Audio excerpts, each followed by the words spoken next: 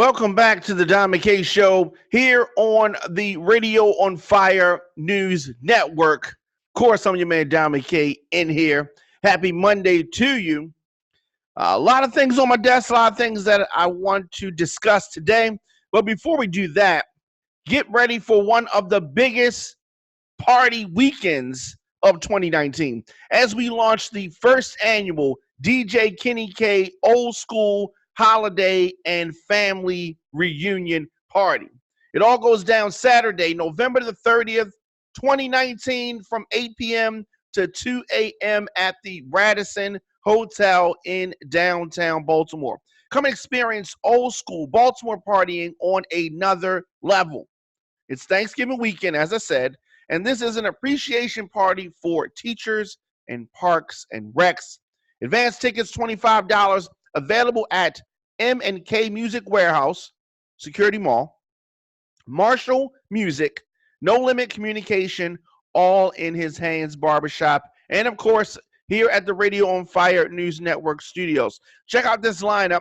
Music by DJ Kenny K, DJ Sean Marshall, DJ Scotty B, DJ Angelo, DJ Deke, DJ Rod Lee, and of course, yours truly, DJ Don McKay on the 1 and 2s. All hosted by B More Russ and Conan.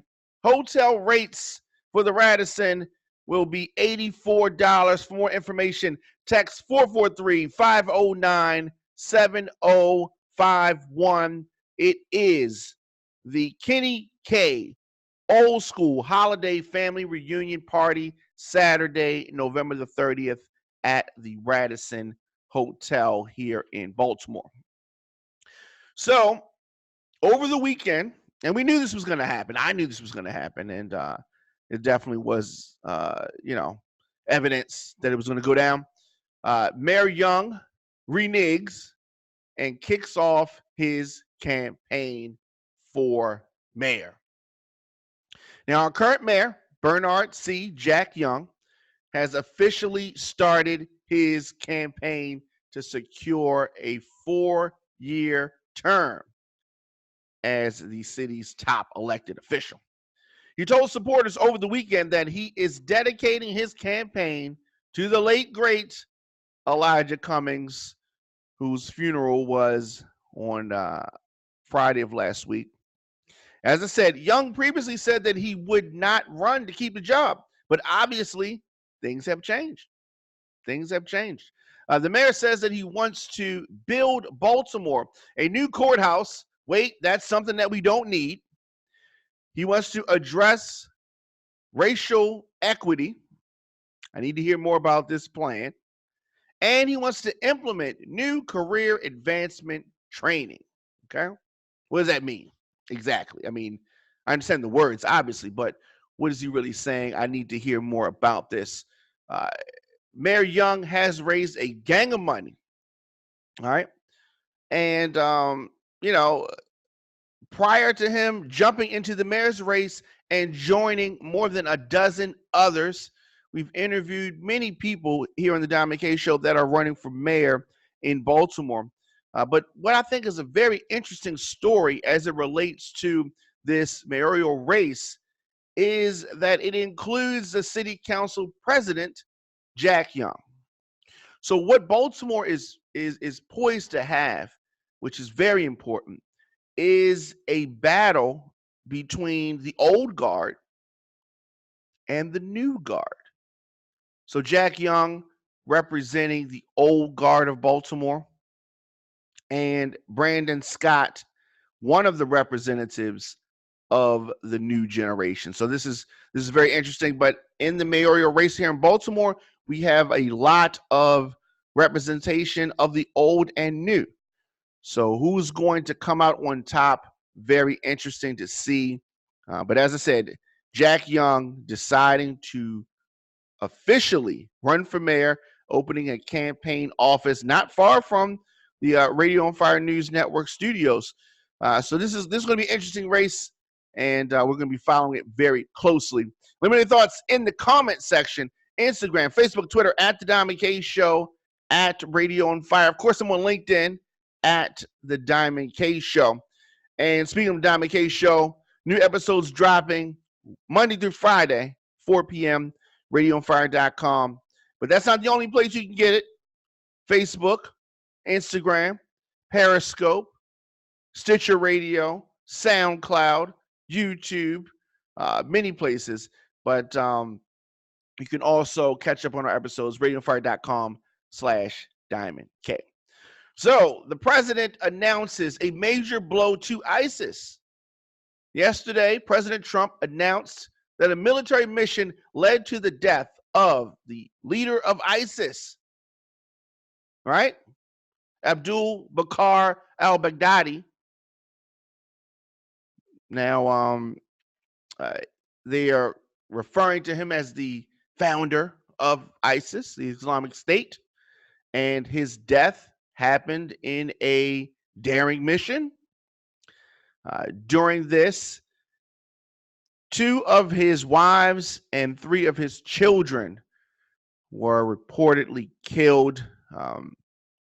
And the description of the death of this terrorist leader was very detailed by the president. And of course, he has to take a situation that is a good situation for America, and he has to turn it into some type of competition with President Obama, which President Trump cannot compete with President Obama. But he attempts to do so in every turn. Instead of saying that this was a great, day for democracy, he has to just go further and go further. And he did this announcement. He took questions in a press conference and a lot of things. But all in all, the blow to ISIS is significant. However, ISIS has a lot of cells. There are going to be other people that are going to move into the leadership position that that he was in. I mean, it's not going to go unfilled forever. It's not going to just have acting people in place like President Trump does, right?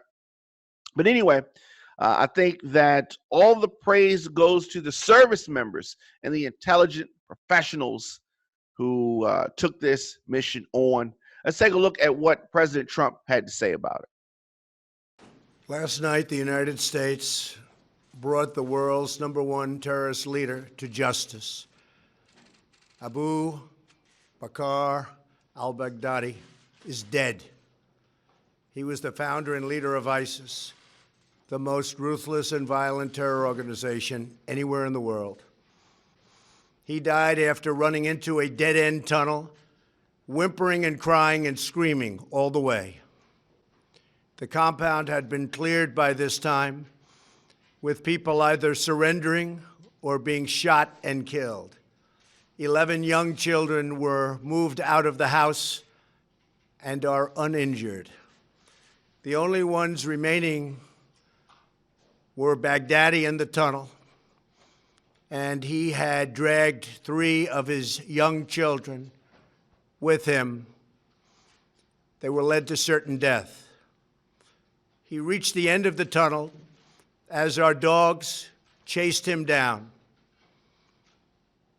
He ignited his vest, killing himself and the 3 children.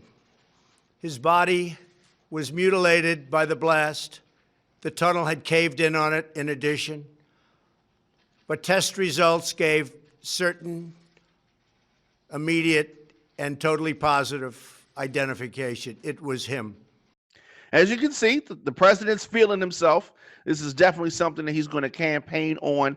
And I'm not saying that it's something that he should not campaign on. When the president does something that is right, I think that he should be commended for it. And this mission happening under his watch is something that he got right. We cannot only dump on him when he does something wrong. When he does something right, we have to commend. And this is something that should be commended. Now, will there be repercussions for this? Will the Islamic State, will ISIS become emboldened by this? Time will tell. The Secretary of Defense, Mark Esper, was speaking about this, and he said that the message is, if you're a leader in ISIS, if you're a leader in a terrorist group, we are going to come after you and we will hunt you relentlessly. I thought that those were good words. They are true words. America will definitely hunt you relentlessly if they're looking for you. Al-Baghdadi was last seen alive in a video back in April, which he discussed the loss of an ISIS stronghold and praised an attack that killed more than 250 people. What is disturbing about this is that one thing about Trump, he definitely telegraphs his thoughts and his actions many times when it relates to money or things of significant value.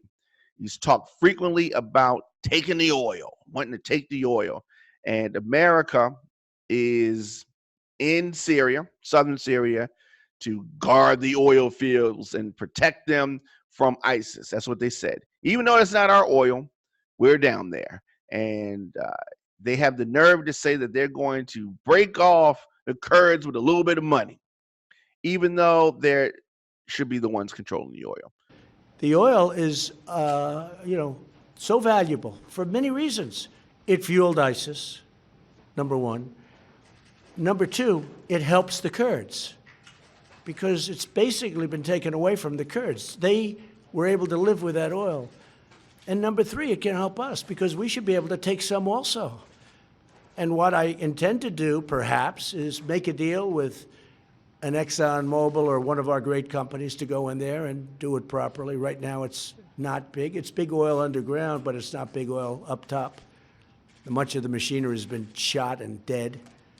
It's been through wars, but and spread out the wealth. But no, we're protecting the oil. We're securing the oil. Now, that doesn't mean we don't make a deal at some point.